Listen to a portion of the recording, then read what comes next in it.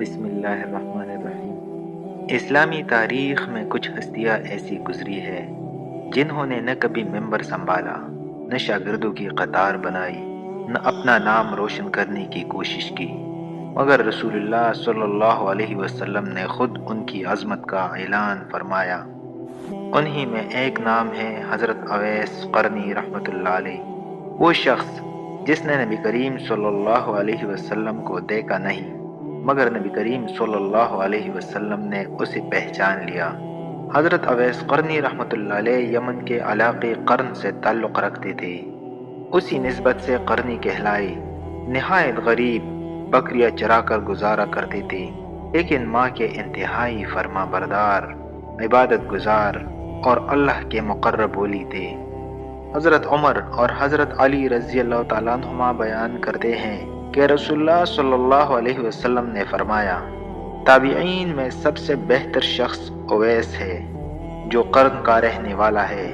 اس کی ایک والدہ ہے جن کی وہ بہت خدمت کرتا ہے، اس کے جسم پر سفیدی یعنی برس تھی جو اللہ نے دور کر دی، سوائے ایک درہم کے برابر نشان کے۔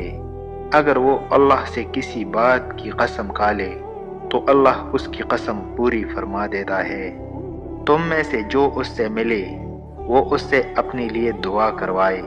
یہ اعلان حضرت اویس قرنی رحمۃ اللہ علیہ کی ولایت پر سب سے بڑی سند ہے۔ حضرت اویس قرنی رحمۃ اللہ علیہ نبی کریم صلی اللہ علیہ وسلم سے بے پناہ محبت کرتے تھے۔ دل چاہتا تھا کہ مدینہ جائے اور دیدار کرے، لیکن ان کی والدہ بوڑھی اور بیمار تھی، ان کی خدمت کے لیے کسی اور کا انتظام نہ تھا۔ ایک مرتبہ اجازت لے کر مدینہ آئے، مگر نبی کریم صلی اللہ علیہ وسلم اس وقت گھر پر نہ تھے۔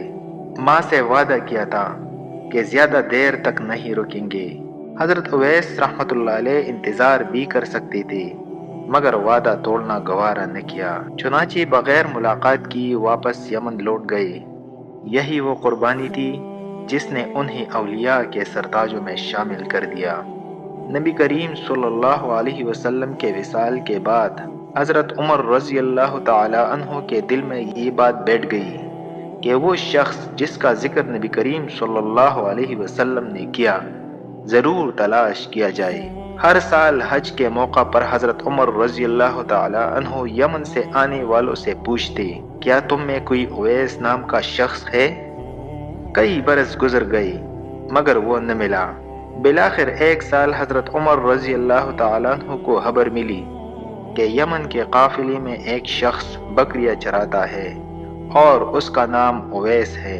حضرت عمر اور حضرت علی رضی اللہ تعالیٰ عنہما اس کے پاس پہنچے، پوچھا، کیا تمہارا نام اویس ہے؟ کہا، جی ہاں۔ پوچھا، کیا تم قرن سے ہو؟ کہا، جی۔ پوچھا، کیا تمہاری والدہ زندہ ہے؟ کہا، جی، میں انہی کی خدمت میں ہوں۔ پھر پوچھا، کیا تمہیں کبھی برس کی بیماری تھی؟ کہا، جی، اللہ نے شفا دی، مگر ایک نشان باقی ہے۔ یہ سن کر حضرت عمر رضی اللہ تعالیٰ عنہ کی آنکھوں سے آنسو بہنے لگے۔ حضرت عمر رضی اللہ تعالیٰ عنہ نے فرمایا، رسول اللہ صلی اللہ علیہ وسلم نے ہمیں حکم دیا تھا کہ اگر تم سے ملاقات ہو تو تم سے دعا کروائے، ہمارے لیے دعا کرو۔ یہ سن کر حضرت اویس قرنی رحمۃ اللہ علیہ گھبرا گئے، کہنے لگے، آپ امیر المؤمنین ہیں، آپ ہم جیسی گنہگار سے دعا کیوں چاہتے ہیں؟ حضرت عمر رضی اللہ تعالیٰ عنہ نے فرمایا، یہ رسول اللہ صلی اللہ علیہ وسلم کا حکم ہے۔ چنانچہ حضرت اویس قرنی رحمۃ اللہ علیہ نے حضرت عمر اور حضرت علی رضی اللہ تعالیٰ عنہما دونوں کے لیے دعا کی۔ یہ وہ لمحہ تھا جب زمین کے حکمران آسمان کے ولی کے سامنے دعا کے محتاج تھے۔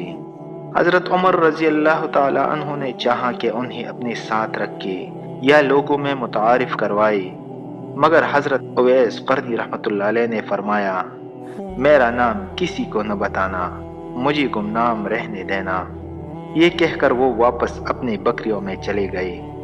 یہ واقعہ ہمیں یہ سکھاتا ہے کہ ولایت شور سے نہیں، عبادت نمائش سے نہیں، قرب الہی ماں کی خدمت سے بھی مل جاتا ہے۔